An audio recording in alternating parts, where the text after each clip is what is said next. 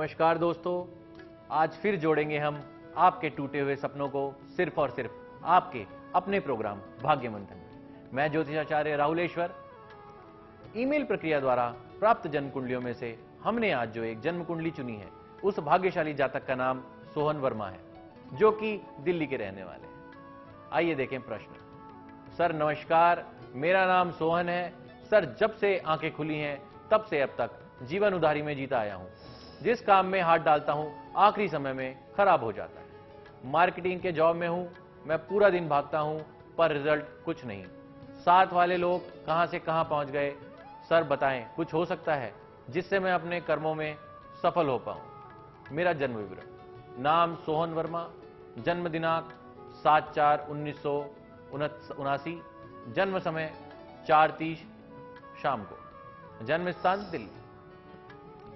आइए सोहन जी, आपकी कुंडली का फलित देखते हैं। सोहन जी, आपका जो जन्म नक्षत्र है वह आश्लेषा है, चरण तीसरा।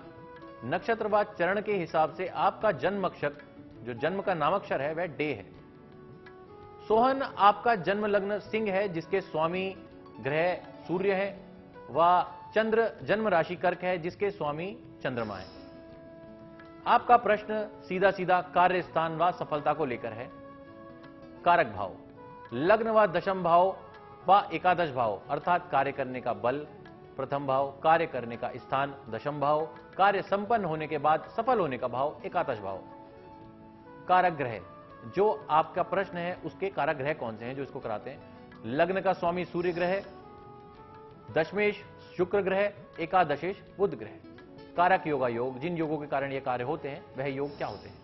पहला, लग्नेश दशमेश का राशि परिवर्तन योग होना, जो कि इस कुंडली में नहीं है। दूसरा, लग्नेश दशमेश का लाभेश में या कर्मेश या पंचमेश में होना, या इनका आपस में योगा योग हो तो कार्य के लिए अच्छा होता है। तीसरा योगा योग, जन्म कुंडली में शनि अपनी या उच्च राशि में होकर दशम भाव में बैठा, यह कार्य सफलता के लिए कुछ मुख्य योग है। आइए जानें आपकी महादशा क्या चल रही है। आपकी अभी सूर्य की महादशा चल रही है, जो कि 19/7/2010 से शुरू होकर 19/7/2016 को समाप्त होगी। सूर्य की महादशा कुल 6 वर्ष की होती है। महादशा का स्वामी सूर्य जन्म कुंडली में अष्टम स्थान पर बैठा है, जो मानसिक अशांति का भी कारक है। 19/7/2016 के बाद आपकी चंद्र की महादशा है, जो कि आपको विदेश में बहुत अच्छी नौकरी दिलवाएगी और विदेश भ्रमण भी करवाएगी।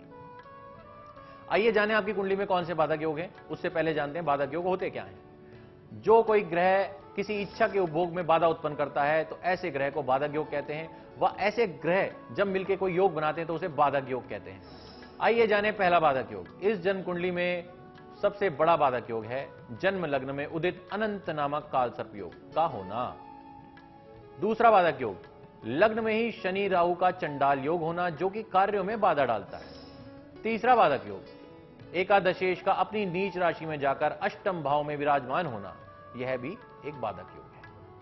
निष्कर्ष: सोहन जी, आपकी कुंडली के मंथन से हम इस निष्कर्ष पर पहुंचे हैं कि आपकी कुंडली में आपकी असफलता का सबसे बड़ा कारण काल सर्प दोष है। शनि राहु चंडाल योग व बुध का नीच राशिस्थ होना, जो आपको सफल नहीं होने देता, परंतु आने वाला समय बहुत ही अच्छा है। आपकी कुंडली को सही करने के लिए व आपके भाग्य को एक सही रास्ता देने के लिए हम आपको कुछ उपाय बता रहे हैं। पहला उपाय मंत्र क्षेत्र से आता है। आप इस मंत्र का जाप करें। हिरण्यगर्भाय अव्यक्त रूपिणे नमः का जाप सदैव अपने मन में करें। दूसरा उपाय आता है रुद्राक्ष व रत्न क्षेत्र से। 5 रत्ती का पन्ना गोल्ड में पहने व 7 मुखी रुद्राक्ष धारण करें शुक्ल पक्षीय सोमवार को 7:45 सुबह। मैं आपको एक टोटका देना चाहता हूं। शनिवार के दिन किसी को पैसा ना दें, किसी भी रूप में, उधारी में भी ना दें और वैसे भी ना दें। चौथा उपाय आता है आपका दान क्षेत्र से। बुधवार को बच्चों को आटे के बिस्कुट बांटें, या फिर जरूरतमंद बच्चों को आटा भी आप दान कर सकते हैं। 5वां उपाय आता है पूजा व अनुष्ठान से। योग्य ब्राह्मणों से काल सर्प का पूजन करवाएं। बुध के खराब प्रभाव को समाप्त करने हेतु गणेश अथर्व शीष का पाठ नित्य रूप से करें। फिर बुधवार को उनके पास जाके प्रार्थना करें। इससे आपका भाग्य धीरे धीरे अच्छा होने लगेगा। दोस्तों, भाग्य मंथन में हम हर रोज एक जन्म कुंडली का मंथन करते हैं। व अंत में उनकी समस्याओं का उपाय बताते हैं। यदि आपकी समस्या भी बताई गई जन्म कुंडली जैसी है तो आप भी इन अचूक व सटीक उपायों को कर इनसे लाभ उठा सकते हैं, या फिर अपनी जन्म कुंडली का विस्तृत रूप से मंथन के लिए हमारे टीवी स्क्रीन पर चल रहे ईमेल या मोबाइल नंबर पर अभी संपर्क कर सकते हैं। आज के लिए इतना ही।